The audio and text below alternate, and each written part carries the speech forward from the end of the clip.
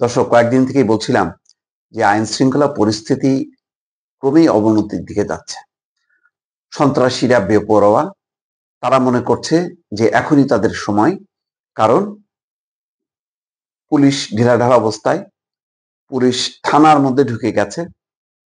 তারা পরিস্থিতি নিয়ন্ত্রণের জন্য খুব কার্যকর পদক্ষেপ নেবে না।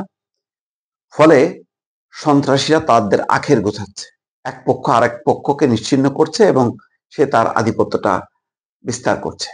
নতুন পট পরিবর্তন, নতুন সরকার সামনে, নতুন ব্যবস্থা। পুরনো ব্যবস্থার যারা ভিকটিম ছিলেন তারা এখন হয়তো যারা এতদিন রাজত্ব করেছে তাদেরকে নিশ্চিহ্ন করছে। মোট কথা, আন্ডারওয়ার্ল্ডে এখন চরম গোলযোগ চলছে, এক পক্ষ আরেক পক্ষকে নিশ্চিহ্ন করছে। চট্টগ্রামের ঘটনা দেখেন, সেই এরশাদুল্লাহ নির্বাচনী জনসংযোগের সময় একেবারে পেছনে ঘাড়ে ঠেকিয়ে সেই সরোয়ার বাবলাকে গুলি করে মেরে ফেললো সেই সাজ্জাদ, সন্ত্রাসী সাজ্জাদ, তার প্রতিদ্বন্দ্বী হিসাবে যে আবির্ভূত হয়েছিল সেই বাবলা।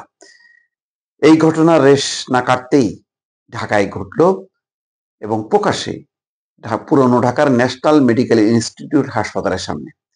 খবরে বলা হচ্ছে যে আদালতে একটা মামলা, হত্যা মামলা হাজিরা দিয়ে ফিরছিল, ঠিক সেই সময় তাকে খুব কাছ থেকে গুলি করা হয়। মোটরসাইকেল এসে দুইজন এসে গুলি করে এবং দৌড়ে এসে বাঁচার চেষ্টা করে, কিন্তু শেষ পর্যন্ত পারেনি।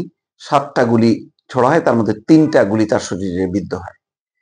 এই যিনি নিহত হয়েছেন তার নাম তারিক সাইফ মামুন, বয়স 55। তিনি শীর্ষ সন্ত্রাসী। একসময় ইমন মামুন গ্রুপের তিনি সেই মামুন। সকাল 10:30টার দিকে এই ব্যক্তিকে গুলিবিদ্ধ অবস্থায় পড়ে থাকতে দেখা যায়।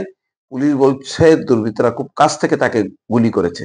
নিহত ব্যক্তি একসময় আরেক শীর্ষ সন্ত্রাসী ইমনের সহযোগী ছিল, ইমন মামুন গ্রুপ। তবে অপরাধ জগতের নিয়ন্ত্রণকে কেন্দ্র করে তাদের মধ্যে দীর্ঘদিন ধরে বিরোধ ছিল। তার মানে ইমন গ্রুপের হাতেই নিহত হলো, নিজেদের মধ্যেই গোলযোগ। গুলির ঘটনার সিসিটিভির একটি ফুটেজে দেখা গেছে যে মামুন দৌড়ে পালানোর চেষ্টা করছেন, তখন দুই ব্যক্তি কাছ থেকে তাকে গুলি করছেন। ঘটনাটি ঘটে 3 থেকে 4 সেকেন্ডের মধ্যে। গুলি করার পরপরই দুই ব্যক্তি ঘটনাস্থল ত্যাগ করে। মামুনের পরিবার বলছে তিনি 2 দিন ধরে রাজধানীর বাড্ডার ভাড়া বাসায় ছিলেন, আর সকালে একটা মামলায় আদালতে হাজিরা দেওয়ার তার কথা ছিল, হাজিরা দিয়ে তিনি ফিরছিলেন।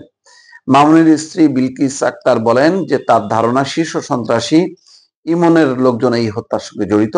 এর আগেও ইমনের লোকজন মামুনকে হত্যার চেষ্টা করেছিল। শীর্ষ সন্ত্রাসী ইমন এবং মামুন একসময় হাজারীবাগ, ধানমন্ডি, মোহাম্মদপুর, তেজগাঁও এলাকার আতঙ্ক ছিলেন। তাদের গড়ে তোলা বাহিনীর নাম ছিল ইমন মামুন বাহিনী। তারা দুইজনই চিত্রনায়ক সোহেল চৌধুরী এবং আজ সাবেক সেনাপ্রধান আজিজ আহমদের ভাই সাইদ আহমেদ টিপু হত্যা মামলার আসামি।